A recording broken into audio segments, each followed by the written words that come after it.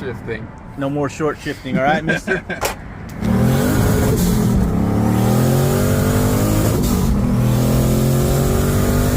What a beast! I love it, man. Nice ride. This is just gonna be straight silly. Okay, welcome back to the first episode of the Gnarly Podcast. We are here today with Viktor Hansen. Hi, hvordan går det? The Viktor Hansen. Hey, guys. And Hans. So, these guys came all the way from Denmark to have their little California vacation out here. And how long are you guys here for? We're here for 18 days, I guess, and traveling home on the 18th, just our after a hot rod power tour. So that's mainly why we're here, but we're also here just to, find cool stuff to do, see cool stuff, shops and people. So Hang around and see what's happened. yeah, exactly. Yeah. Heck yeah. And where are you guys from specifically in Denmark? And We're from Denmark in Europe, which a lot of people apparently think is Sweden. It ain't. It's a way smaller country underneath Sweden, and the country kind of looks like a face. I don't know. You can check that out yourself if you want to. And I'm from a place called Copenhagen, if you will, which is kind of like the capital of Denmark.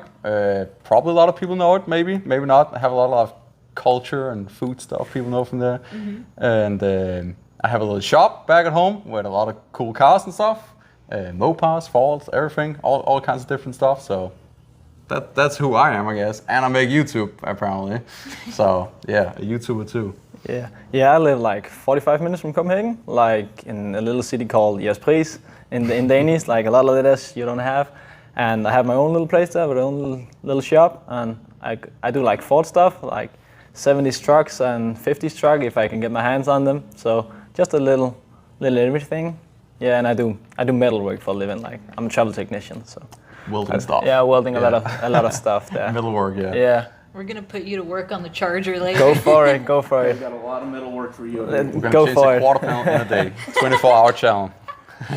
So you guys might be wondering, how did we all become acquainted? They're here in our shop. Well, I've known Viktor on Instagram for years. We put in the wrong address on the GPS, actually. So Yeah. Just ended up here. I don't know what's going on. Doesn't know I got who a we are. T-shirt, so. But yeah, we've known each other on Instagram for so many years, and what's so cool is like they're just like total other end of the world, but they're like super big into hot rods and like American cars, V8s, all the good stuff. All the hot rod stuff. We're pretty much 8,000 kilometers away, 6,000 miles away, so it's kind of neat we meet like this, but that's the power of social media, I guess, which is really cool. That's Definitely. My favorite part is like meeting people. Yeah, definitely. The same. Especially when they're cool and they're not like serial killers, like.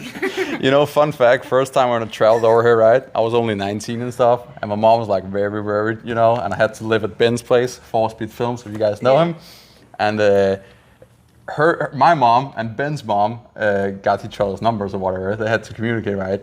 And they were both very sure about that. Either I was like a weird old grown man that was into something, or Ben was. So it was a fun thing to talk about over the dinner back home. Like, okay, you're going to some weird guy, you have no idea who it is, internet scam, could be a creep, 40-year-old when you show up in the airport. Who knows? It ended up okay. Yeah, luckily it wasn't. So thanks, Ben, for not killing me. That was great. Still living life and enjoying it. And so how did you guys even like get into like, I guess, American cars specifically, or like what is it about them that you're like, this is what I want to work on? And I don't know about you, but for me, I think it was my dad has always been into it as well back in the day. And through the 90s, he had a 71 Mark 1 fastback Mustang or whatever, kind of like a custom one, completely Hemi orange and slot max and stuff like that.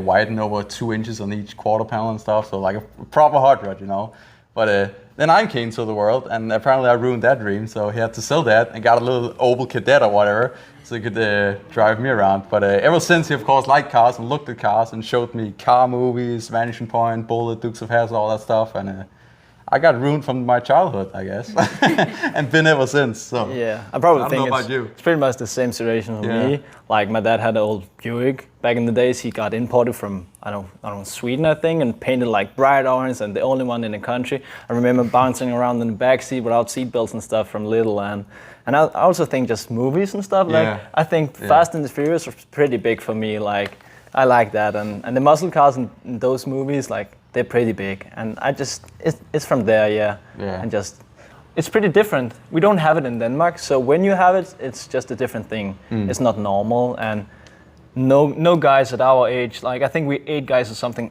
in Denmark in total. 8 guys. So our friend group maybe on our age at least. Yeah, it's at least. probably like 8 guys or something from like 20 to 28 years old. And not even all of them is builders. No. So when you build stuff and keep stuff alive and want to import from over here, it's pretty rare. So I think it's from that, Yeah, we probably only like 4 guys that like are really dedicated to it. The other guys more just like in it for fun, you know. So it's a really small group of people, especially the younger age, because it's hard to get into it. It's expensive to get into it, and you gotta know some stuff. Like, where do you get parts? Because not like here, you can just go down to O'Reilly's or something and get some auto parts. You gotta know where to find it. Like, buy it used from Sweden, or if you buy it from over here, it's really expensive. You got shipping, you got fees and import stuff, and it takes maybe 3 weeks just to get like a headlight. And you have to be right on it. If you're wrong, then you're on the bad side of it. God. That's really expensive. Let's say you ordered the wrong spark plugs, right? Yeah. You can't just return them. You don't send them pay back. shipping and fees again. You buy new ones, and then you try to sell them at marketplace or something.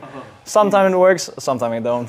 So it's a hustle, you gotta. You're always looking for stuff because maybe I need this. I'm just gonna buy it. Also, when we're out here, we Good just deals, ordered some parts yesterday for me, so I can bring them home. But it was like, just order it. If I'm just a little uncertain, just order it. I take it. I can at least just sell it.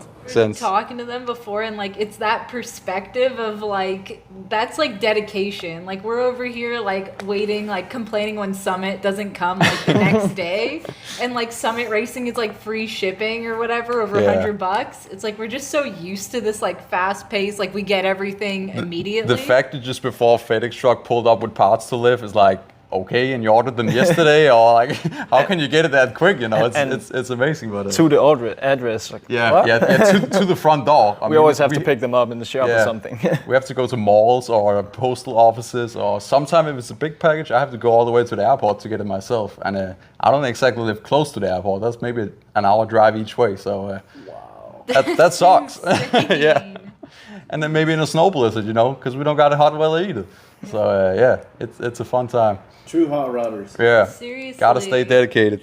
And I feel like we're a little bit connected in that, like, I don't want to bring politics into it, but like, kind of like the smog situation, like being here from California, we're hit pretty hard with stuff. Not really the older stuff, but I hear you guys have some pretty like gnarly laws. Can't do anything. No, our old cars is a little bit more free or whatever because they don't know much about the old cars. Because new cars have all these like specs or whatever that they tell the state, I guess, from the factory. Just have to follow them, Where if you have to find specs on an old car from '69, it's kind of hard.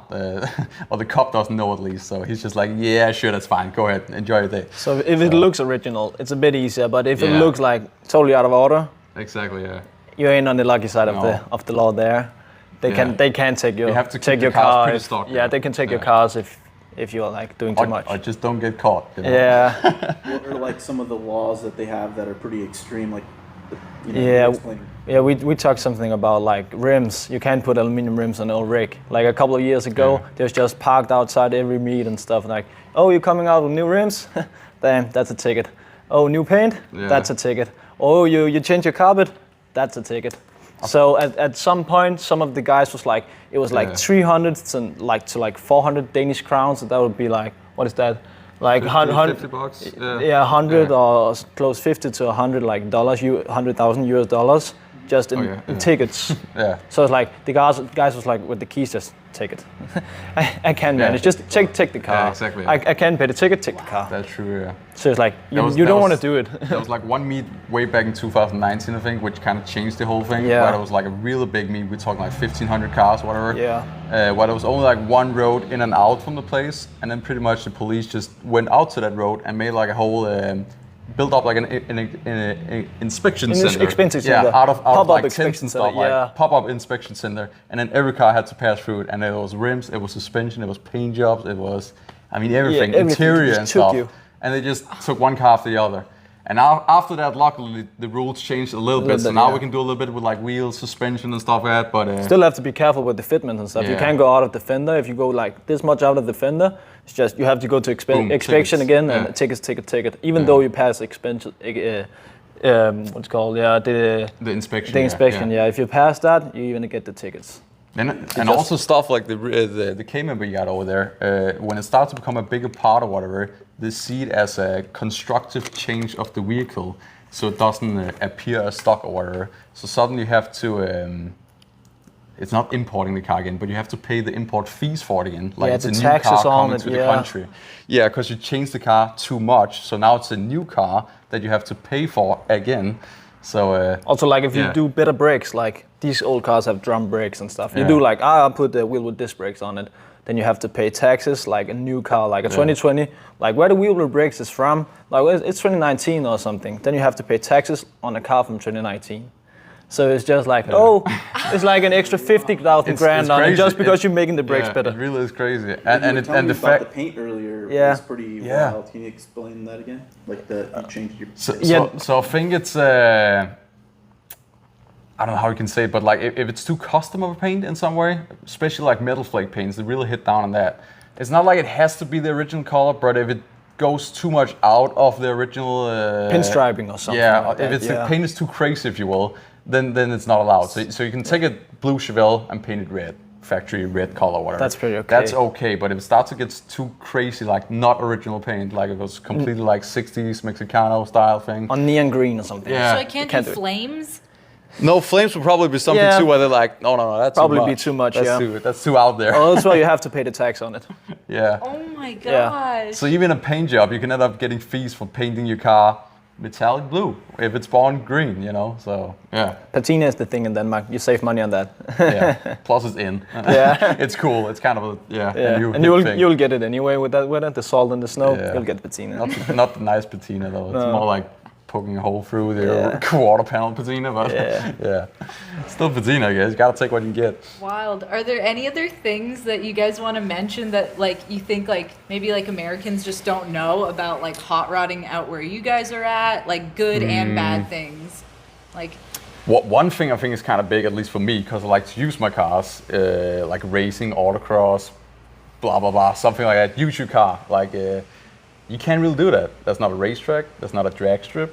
There's not an autocross place or anything. There's a bunch of like sound restrictions because the country is so small. So even if you go out to nowhere, there's a neighbor right over there. There's a house right over there. So it's kind of like crowded. So the thing is, the state of course is gonna want to please everyone, and everyone is of course not car guys. So we don't have drag strips, autocross, race tracks, anything. So if you want to do it, it's illegal. When you do it, you do it like at night or when it's dark. Or so really quickly we get like some illegal street racing stuff, which is not really even that illegal. It's very good like quad weighted. Like you do it like they have the lights up and they have starters and stoppers and all this, and they walkie-talkies and all this, but it's still the cops the cops don't have to come because when they come you get tickets. So if the cop come, you're out of there. I got a story from back home in Denmark where we like the legal racing stuff. We have like an old put down fly station with like an old airport, and this airport is totally locked up. But there's no nothing in there. Nobody's in there. Only old buildings and the airstrip. For drag racing, right? So we was in there like a couple of winters ago. Me and my buddies it wasn't blown up yet, so there's no one in there, and we was like Googling every road in there. Everything was just locked, and we found these old dirt roads, like only for walking, but you can get the small cars through those dirt roads, and there was no locks on it. So I was like, fuck it, we have to try it. Crossing these small bridges over water lakes and all this small stuff. And we got in there in a winter, and we just had so much fun in there. And then some guys apparently found it and start to use it, and then just cutting the locks. So now the cops is getting out there and filming everything, so you can't use it anymore. But when it was like underground, you could use it. It was a good time going out there. The spot got too popular. Yeah, so now like it's in the news and stuff. People found out that we used that spot. So it's like we're underground. We don't use it anymore. Yeah. So But that's good how time. much you gotta go through just to maybe just do a quarter-mile pass, you know, test your car out or something. Yeah, definitely. You have to break into an airport. Yeah. Pretty much. But it's a good time when you do. Yeah. You guys are like so dedicated. Yeah, I mean, you gotta be, There's nowhere around it. So you guys are out here, and you said a big motivator was like shopping for parts and like checking definitely. out the scene. So what cars do you currently have? What are you working on? What are your biggest projects? That's a good question, Yeah, you're a big guy on that. Yeah, so I have a few cars, and some of them are kind of like for sale or whatever, like flip them or whatever, make a buck, because that's you gotta make a buck to do the hobby over there, because everything is doubled up. So, but my own cars, I have a 70 Firebird, which is kind of like a road drift build, whatever, autocross build, if you will, really stripped down, ready build. And then I have a 1970 Dodge Challenger, which I actually haven't shown yet or anything, so a sneak peek. Here's a picture. Which is going to be built into at some point it's going to be built into like a movie tribute thing, kind of vanishing point thing with my own twist on it. But right now it's just an original Texas import car, completely rust-free, grandmom car, inline six, automatic, the small rear end and stuff. But it's cool and rust-free, and rust-free is a real good thing because getting panels home and stuff, like fenders, quarter panel stuff, is insanely expensive. Almost to the point as if a quarter panel is rusted, just buy another car, you know. It can be that bad, Or be good with your hands.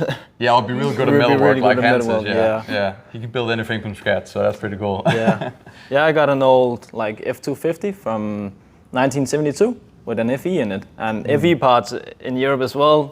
Fucking terrible to get a hand off, and this one was like really rusty when I bought it, and I bought it unseen. It was just imported from like North Carolina over here.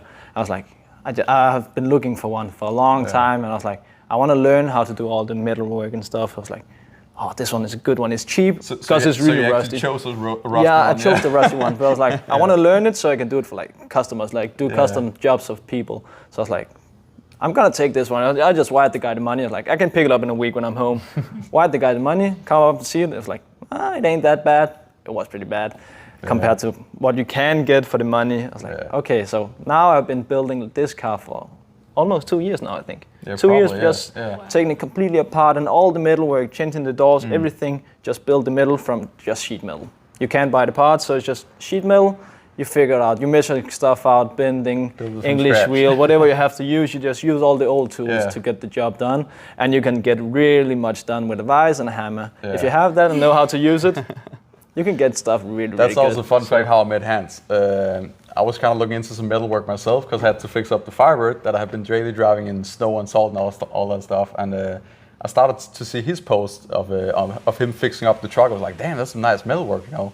And then just like me and Liv and stuff, we started talking, and then it's probably only like 3 weeks ago we actually started to like hang out, like proper hangouts. I don't know this dude at all. No. So we were just like, let's go on a vacation. You know, what better way to to get to learn to each other? I think we've been hanging out twice before this trip. Probably twice or something, for a few. Crazy. Like 2 days. So it's like a 3 weeks friendship, and now we're in California somewhere. So that's kind of funny. It's working out pretty well. Cool. It may not look like it, but I guess our relationship clicked or whatever. It was like the first time we met, it was my garage, was like wrenching. I was like, that's probably 3 weeks ago. And we was like done at like 9 o'clock in the evening. And like 12 o'clock in the evening, when we looked at our phones again, it was like, fuck, we've been talking for like hours now.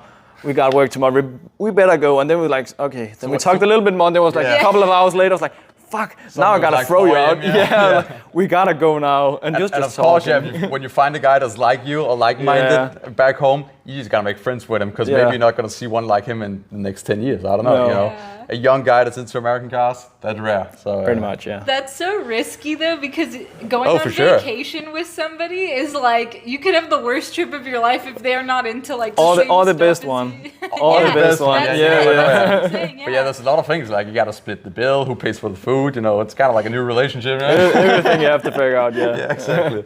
But that was so far, it's been great, you know. We both, no problems. We both kind of alike, so that's good. Oh, that's amazing. Yeah, it's kind of funny, And so you said you guys originally came out for like the the Power Tour West, or that was like a big motivator? Yeah. So first of all, I was not even planning on going to California this year, so it kind of just happened. But I texted one of my friends, the Craig99, you probably know the YouTube channel, and I texted Craig that if he was going to the whole Power Meet stuff, the 3 days December Power Meet, or Power Tour, sorry. Power Tour, yeah. Yeah. And he was bringing all his cars. He had like 4 or 5 cars or something, but he needed a driver for one.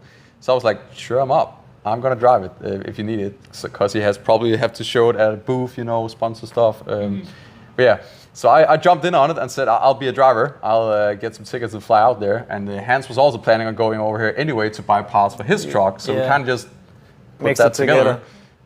So it's a trip of finding parts and helping a guy driving in a car for Power Tour, I guess.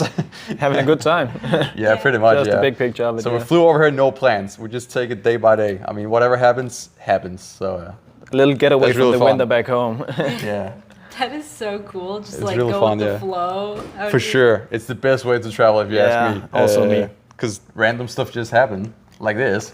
Like this, yeah. Yeah, so if you guys are not already subscribed to Viktor's channel, you have to. What is your channel name? If you want to see a European kid build hot rods, go to Hansen Speed Shop. There's a bunch of videos of me building a Roadrunner completely up from the ground that I just sold to buy the Challenger.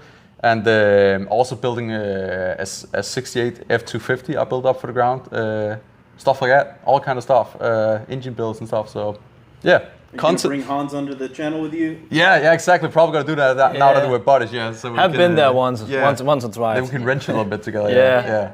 And he's a hell of a driver. If you guys haven't seen his Firebird stuff, watch it. Yeah, I'm more of a driver than wrenching guy. So I'm the kind of guy who's like, when I wrench, it's like, oh, can I get this done, But driving that's the thing. I'm a wheel man, I guess, if you will. So yeah. And speaking of driving, we wanted to give Viktor the full American California hot rod experience. So what better than to put him behind the wheel of the Slayer. Yes, sir. Right over there. Turbo L swap T56. That's gonna be great. And yeah, stick shift ain't a problem. We don't got automatic at home. We do now, but mostly it's stick shift. Especially us young broke guys. Stick shift is cheaper, so yeah. So that shouldn't be a problem. Hopefully, if Danny built the car right. Yeah. That thing's I would think so. Yeah. It's gonna take it on the test, right? Exactly. Yeah. It seems like it works real great. So the boys are in town. We really want to treat them to a hot rod haven today. So we're gonna take them out and let them drive the cars. Just give them the full experience. Yeah. 2 very different cars. You got Slayer with the 6-speed turbo, and this thing is just a straight cruiser. So we'll let them. Yeah, we'll let them try them both. Yeah. So who wants to drive the Slayer first? Viktor, you're up. Viktor's up. You can drive the Tempest. Here is the startup procedure. Flip that open. Push it on the bottom. On the bottom there. Push then we got ignition on. Ignition on. And starter. Then, go ahead. There we go. Nice. And then I gotta turn this on. I like the gauges. That's really cool. You don't see a lot of like iPad or screens or whatever like back home. People always use like original gauges or whatever. But it's kind of funny to see a setup like this. Yeah, well, when I built the car, it was like the cheapest option for me because they didn't really have the Holley Terminators out yet. So, but it still works pretty good. I mean, Is it manual brakes or? No, they're power brakes. Yeah, okay. Yeah, it felt like it. Yeah. Yep. So reverse is all the way to the right. It's kind of hard. Yeah, all the way hard, and then there you go. And the clutch is very on and off. Yeah. Parking brake? No parking brake. Okay. There's no parking brake. We'll go out that way. Okay.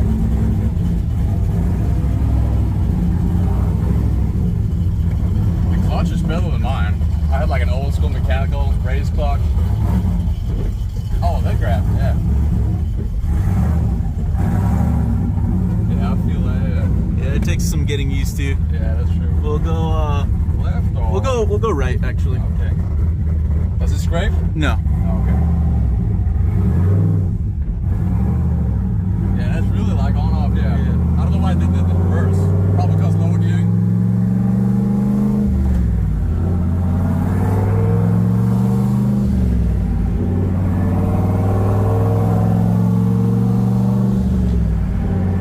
Nice. That drives really good.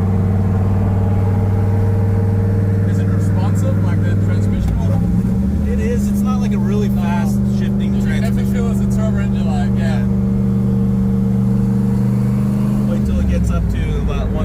and then you can do whatever you want. Say so. Yeah. I'm not gonna break anything. It's not gonna break though. Yeah. Danny built it. That's a good car. The brakes are pretty good too. Stock brakes or moving anything like Stock. that?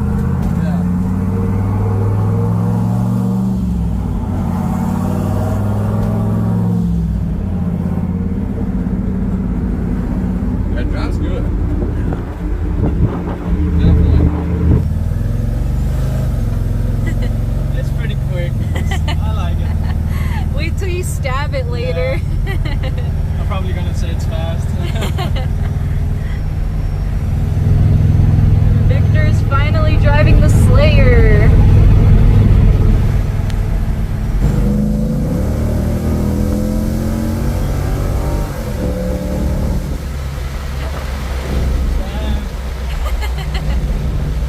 Got a kick to it. Yeah. You got a kick to it. I would never, if I were you, I'd never call it slow again. Never, you can't call this slow. I think I'm just so like accustomed to like, well, Danny has really fast stuff. Yeah.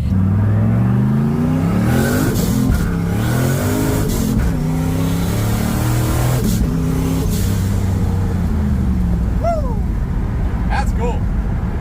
And it shifts great on the load as well. That's really cool. I just like a good transmission. All right, we just left the gas station, or we're leaving the gas station, and we decided we're gonna take them to Neptune's Net so they can see the ocean. No and more short shifting. no more short shifting. All right, mister? Okay, we just gassed up. We are headed to PCH and Neptune's Net because Hans is a big fan of Fast and Furious. I am. I must admit. Yeah, as you guys know, they shot some scenes there, so we're gonna head there right now. We're gonna race them to Neptune's.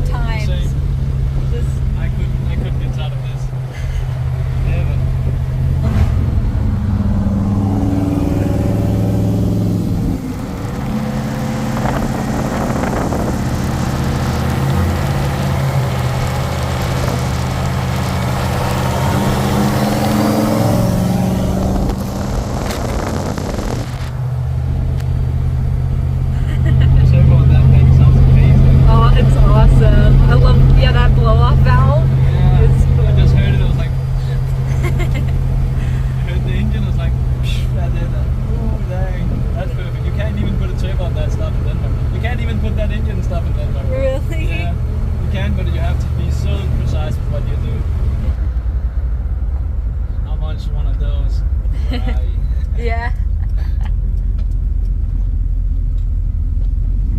Taken.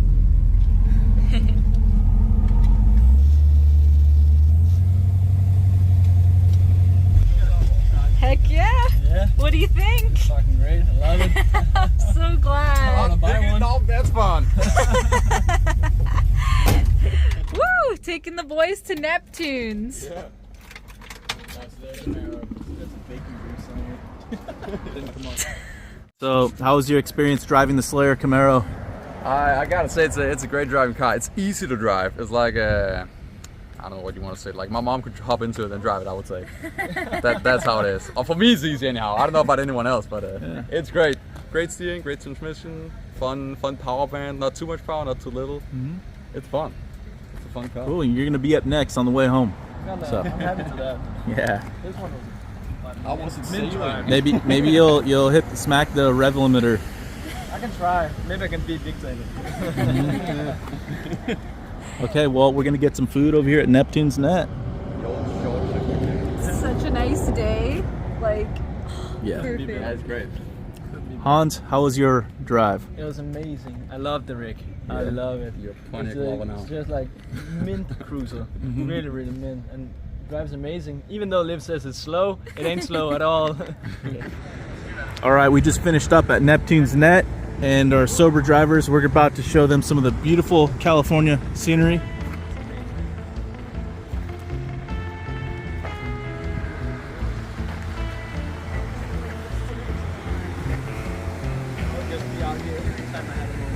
Cowabunga, dude! Hey, please. Pitted.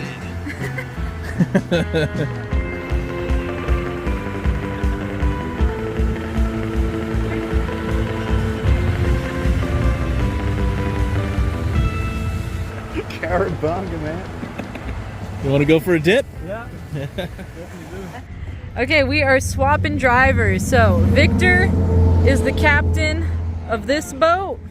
Hans taking over the Slayer. So we'll get the reviews and we'll just cruise back to the shop. All right, let's go. All right, Viktor is captain. I'm sailing, sailing away. This drive's nice. It's a nice cruiser. Oh, I'm so glad you dig it. Transmission works great. That's like, yeah, about that, yeah. Transmission, that was really nice. Yeah? I didn't even notice the shift on it. Oh, heck yeah. So that's great. Suspension-wise, it seems a little more solid than that car. It has a little bit of like a squeaks and stuff. Yeah. But I mean, it's an older build, so. Yeah, this has got like the full QA1 front and back. That's still like a leaf spring car. Exactly. So. You see him not even doing the speed limit. Because it's so comfortable to just cruise. That's what I do all the time. He's like, why are you driving so slow? I'm like, I don't even realize it. Exactly. I have the same thing when I jump into like a quiet car, yeah, a comfortable car, I guess. Yeah. And I have the tendency to like do 10 under. I don't know why, but does that have power steering? Yeah, power steering, and it's got a front rear sway bars, so it's pretty good. It looks pretty good. It definitely has a different like steering ratio. Feel, yeah. Than the Camaro car, so you definitely have to turn more to do more, but yeah. His Camaro has got the best steering of any old car I've ever been in, so it's hard to like. For a stock steering box, definitely, it's way better than what I tried. I couldn't believe it. It actually drives really great. I actually thought it had like a Borgeson box in or something, but nope. Nope. This one's got a Borgeson, but then the issue is like it's got that big stock steering wheel, so I'm sure if I went to a smaller one, it would. Yeah, because the steering wheel diameter definitely affects the ratio as well. Yeah. A lot, but it actually feels great. It's not like a complete stock car where you have to like just to go down straight on the road, you know. Like this, you can actually like within like 3 inches or so, you can actually keep it like on a windy road like this. So that's pretty great. Yeah. All right, so Hans is behind the wheel of the Slayer Camaro now. It's a beautiful day. He's a natural.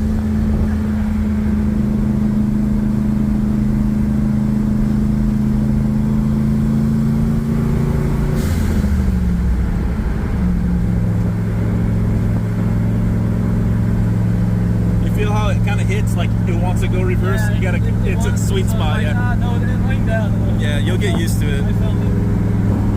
The grip's pretty good on the road. What's that? The grip's pretty good on the road. Yeah, it handles the corners pretty well.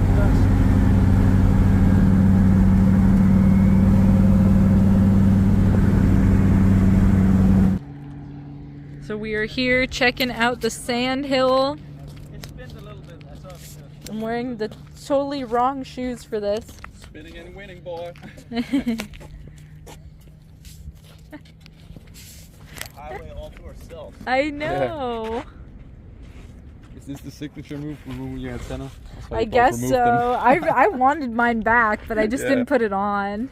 Weight savings. Yeah. That's to hold the fishing rod. That's why you move the hook springs too, right? The weight up top. Whoa. Great job.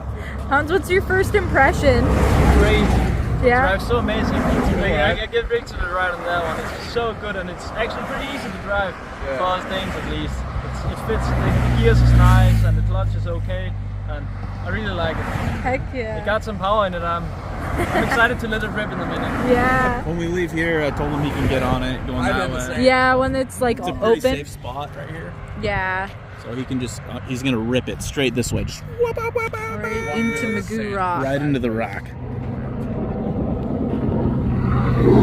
Okay, so now we're gonna make him climb the sandhill and get a taste of how much it sucks. All right, you guys are gonna race to the top of the sandhill.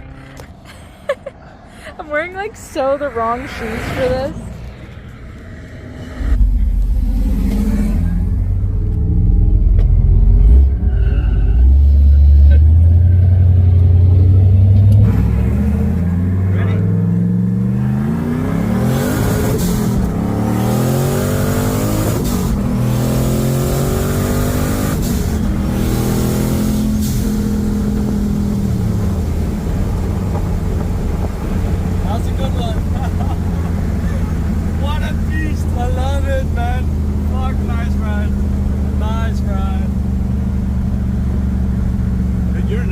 Driving this car. Thank you. Yeah.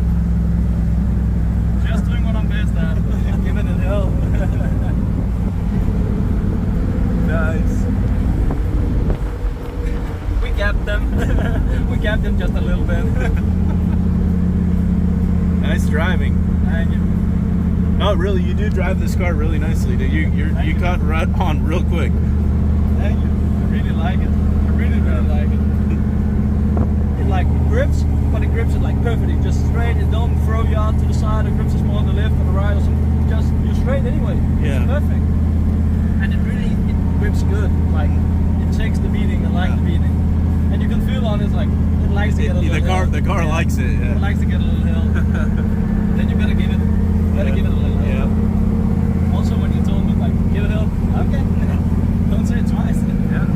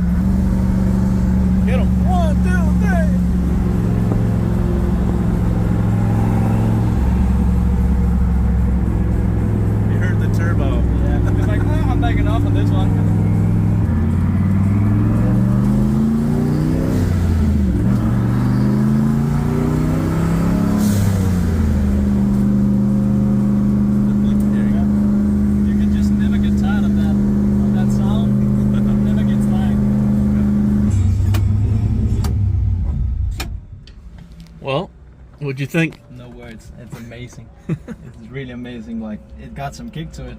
Yeah. It really got some kick to it. Like more than I ever tried. I love it. Cool, man. I'm glad. No, it's not for sale, No, but I'm that. glad you really enjoyed it, man. I know that. I love the ride. Thank you for letting me borrow it. Yeah, I just really appreciate how much you guys really are into the hot rod scene and being from how far you are away from us and to come all the way out here. I was like, yeah, we got to treat these guys to a real California experience. Thank you. I'm so muscle blessed. car, So blessed classic for that. car experience. Yeah. So I love it. right on, man. Thank you. Dude, where did they go? We lost them a lot. I think we lost them. We also, oh, there we come. They should have called it turbo hydromatic with all the turbo sounds. Pulling up. We're back. Extra patina. Where you guys at? Our clothes are going out of style. Yeah. You're just cruising. We've been eating lunch. Oh my god, you guys already hit the bar. Yeah, we just got back. They're just cruising, floating. We was also just cruising. just at a different speed, I guess. Race everybody on the way home. I know. The guy trying to race me. Yeah. All right, Viktor and Hans, thanks for stopping by Gnarly Speed Shop. We hope you guys had a good day. Yeah, man. It was a pleasure getting to rip the old GM cars. Yeah. Thank you for having us out here. It's so kind of you. Yeah, and so since they're just going off the fly and spending the night at random hotels while they're here, we're going to offer them to stay in our 5-star luxurious van unit for tonight. Yeah, we're gonna give them the keys to the van. They can take it wherever they want, and they can sleep in there for the next few days. Positive Trustpilot review. Then Leave a good review. Yeah. Good Yelp review. First customer. Gotta bring the ratings up. Yeah, save them some money while they're out here, so they can spend more money on car parts. Yeah. Heck yeah. You like that? Yeah, for having us. Shock those suitcases. So good to have you guys. So good to be here. So that's it. And we'll see you next time.